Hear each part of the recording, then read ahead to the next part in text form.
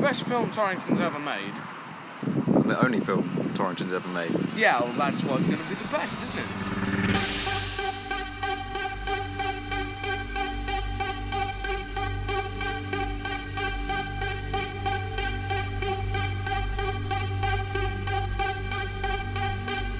I haven't even read it for ages. Right, how's my hair? Behave. And then... What was that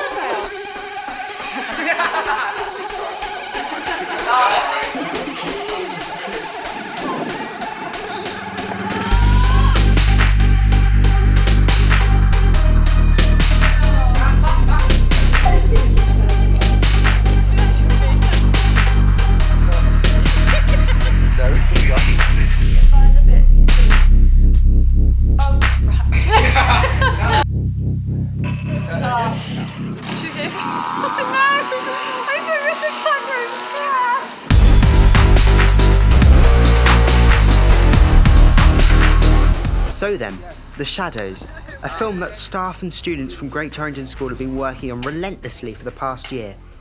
It is a story dating back to the historical events in the town of Torrington during the English Civil War.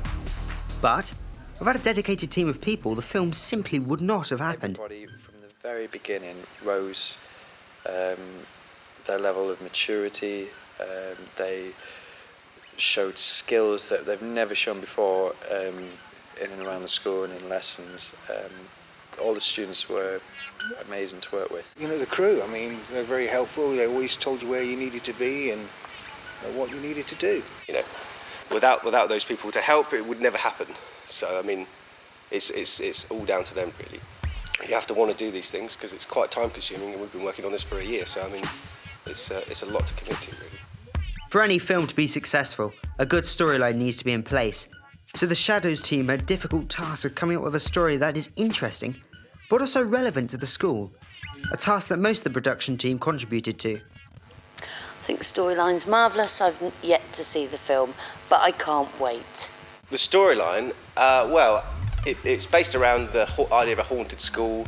The story is about the haunting of the school, and I mean, I think it's a great story. I think it's good. It's meant to be horror, but it's whether that will come through. Because you do have elements of comedy in there with the horror.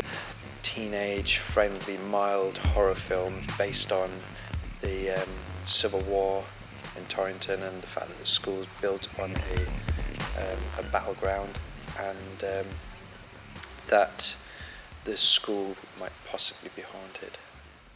Filming the whole film with only one camera made it look like a mammoth task at the beginning of the production. So what the Shadows team needed was an assertive, decisive, no-nonsense director that could handle a lot of pressure. First one will be one shot where the other This is the lunchtime news.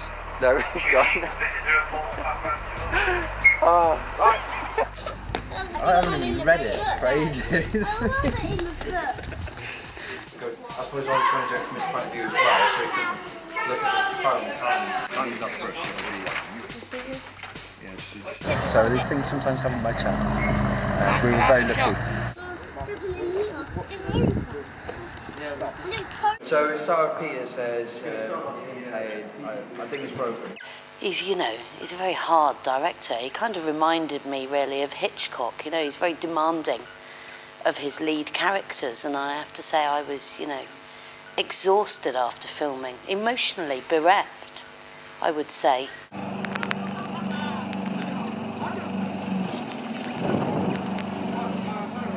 Does it matter about the sign in the background?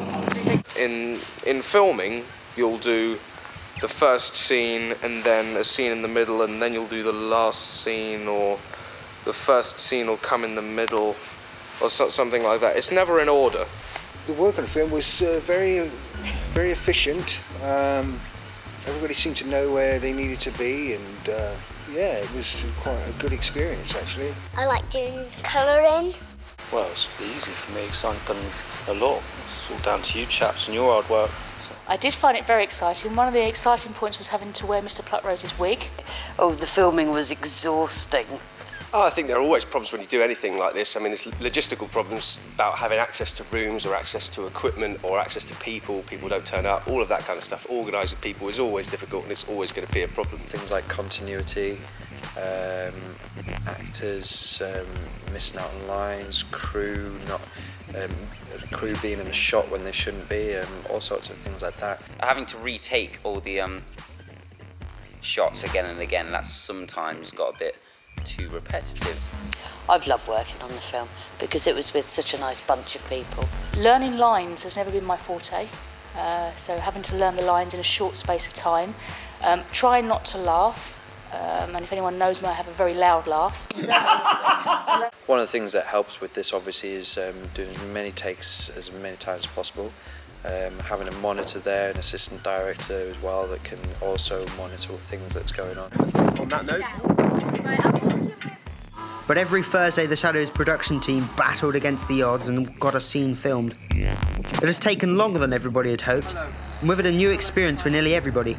Some people found it a challenging task, but it was merely one individual in the acting department, Kaylee. Oh, hello. We're starting. It's the Coronation Street cat. Go so again. Oh, yeah, sorry. My name is My name is Kaylee. Right, okay. Lisa, I'll be back in 10 minutes to look after you. Oh, for God's sake. I messed up anyway. I think probably Kaylee. Well, you know the answer to that one's Kaylee. Kaylee Newcomb.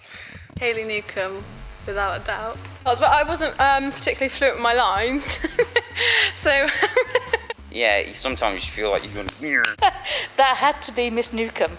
That had to be Kaylee. I don't even know why she's in this film, really. No offence to her or anything. It was definitely me. It wasn't only her, though. Other actors did make a bloop or two. Oh, crap, sorry. Sorry,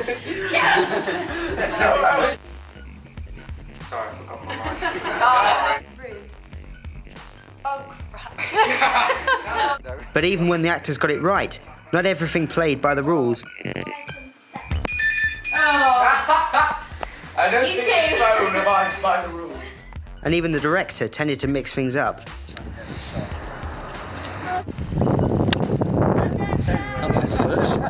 It's when you start the post-production process, you see the massive task you have ahead of you. And that's in any film. It was no different for the Shadows team. The job of editing the film and putting it together fell to the director, Mark Pluckrose, and the editors, Marcus Willits, Josh Hawker and Brady Coysh. It was their job to piece the film together like a puzzle and make the decisive decisions that can make or break the film. Yeah. We're then going to go to Tenny. The editing is very time consuming and it's very technical and it takes a lot of patience, I suppose. And it depends on how many camera angles you've shot and all of that kind of stuff. But the editing process starts with looking through all of your footage. When it came to the editing at the end, so I'm sure Marcus will agree that he has taken amazing steps to make sure this film is ready for the premiere. And it's amazing what you can do in the editing, and you can take little bits from a take that what you didn't use and chop a scene together, and you've got something completely different than perhaps you thought it was going to be. So that's the first place to start, is just knowing your footage, and then you just gradually piece it together, and you try and get the changes of camera angle and the changes of shot as transparent as possible, so the audience aren't really aware, but they're following the story. From a staff point of view, I think the audience will perceive it as phenomenal. From a parent point of view, even more, knowing the students, seeing how hard they have worked behind the scenes, hours and hours of dedication to put it together from the very first concept, to come up with the idea, storyboarding, filming, all the behind the scenes after the filming of the mixing. The amount of passion that's gone into it is fantastic. You just wait. So there we have it, The Shadows, a film that took time, patience and some tough decision making. It's been a lengthy process, but the staff and students managed a combined effort and in unison to create a masterpiece. Will they make a sequel? Or will they be lost in the depths of the shadows?